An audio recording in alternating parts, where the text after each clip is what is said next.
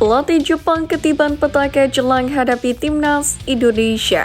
Sintayong kedatangan asisten dengan status baru. Siap hadapi dua lawan berat, Sintayong coret 3 pemain. Keuntungan timnas Indonesia diperkuat Miliano Jonathan. Push like di bawah, lanjut simak informasi selengkapnya sebagai berikut.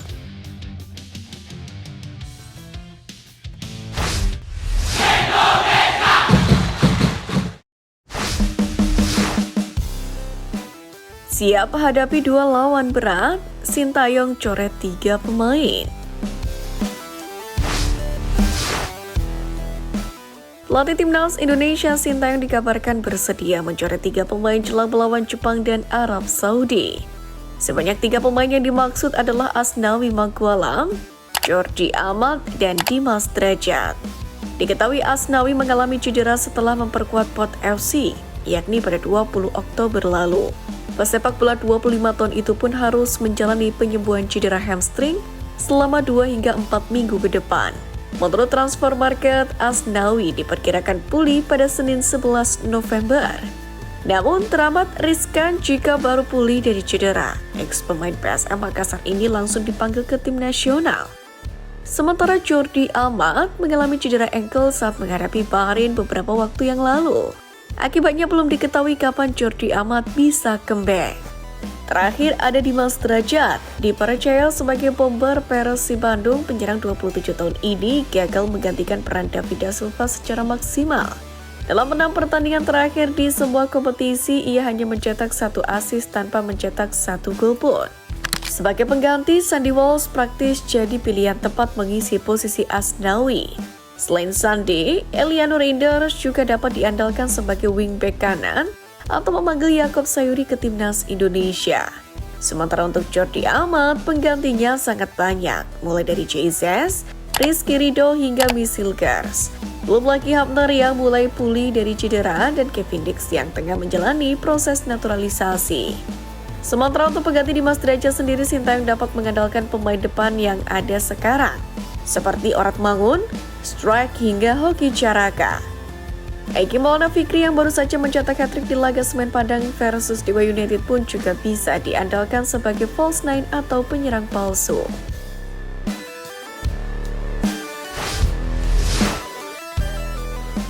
Keuntungan timnas Indonesia diperkuat Miliano Jonathan.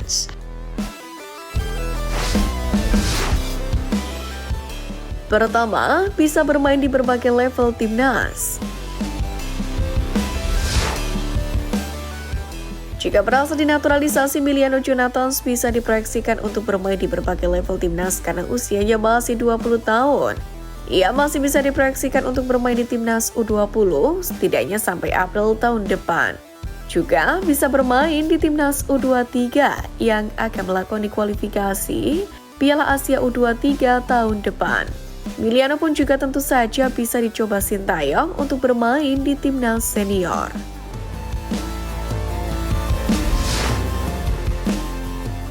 Kedua, melengkapi sektor kanan.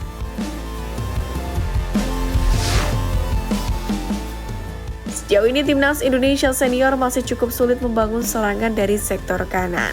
Sebut saja seperti Marcelino dan Witan Sulaiman yang kerap bermain angin-anginan. Miliano Jonathan sendiri kebetulan berposisi sebagai winger kanan. Ia bisa melengkapi trio Ragnar Strike di lini depan yang biasanya dipasangkan oleh Sintayong.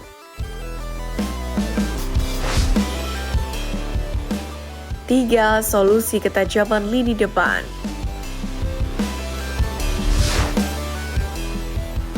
Usianya memang masih sangat muda dan musim lalu sempat cedera lutut. Tapi Miliano Jonathan musim ini tampil sangat impresif. Bersama Vitesse di Liga 2 Belanda 2024-2025. Jonathan mampu mencetak 8 gol dan 3 assist dari 12 penampilannya.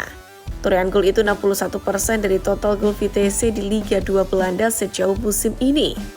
Ketajaman Miliano Jonathan pun bisa sangat membantu timnas Indonesia yang sejauh ini memang kesulitan menemukan sosok penyerang tajam di lini depan.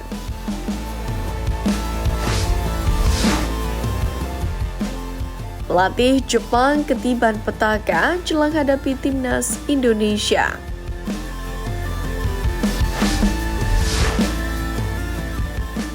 Kabar buruk menghampiri Jepang, yakni jelang bertandang ke markas timnas Indonesia. Sang pelatih Hajime Moriyasu terancam kehilangan ujung tombak andalannya, yaitu Ayase Ueda yang mengalami cedera. Penyerang 26 tahun ini mengalami cedera hamstring usai timnya kalah 0-2 dari Ajax Amsterdam di Eredivisie. Kabar itu pun dikonfirmasi oleh juru taktik Feyenoord, Brian Priske. Menariknya, Brian mengungkapkan bahwa Ayase Ueda harus menepi selama beberapa pekan. Kabar ini tentu menjadi berita yang bagus bagi timnas Indonesia jelang pertemuan menghadapi Jepang pada November nanti. Bober yang telah mencetak 14 gol dari 30 laga untuk Jepang ini kemungkinan bakal absen saat menghadapi Garuda jika pemulihannya tidak tepat waktu. Selain itu, Ueda merupakan penyerang yang membobol gawang timnas Indonesia sebanyak 2 kali. Tepatnya saat menghadapi timnas Indonesia di Piala Asia 2023 kemarin. Untuk itu, Sintayong wajib mengambil kesempatan di saat Jepang kehilangan ujung tombak andalannya.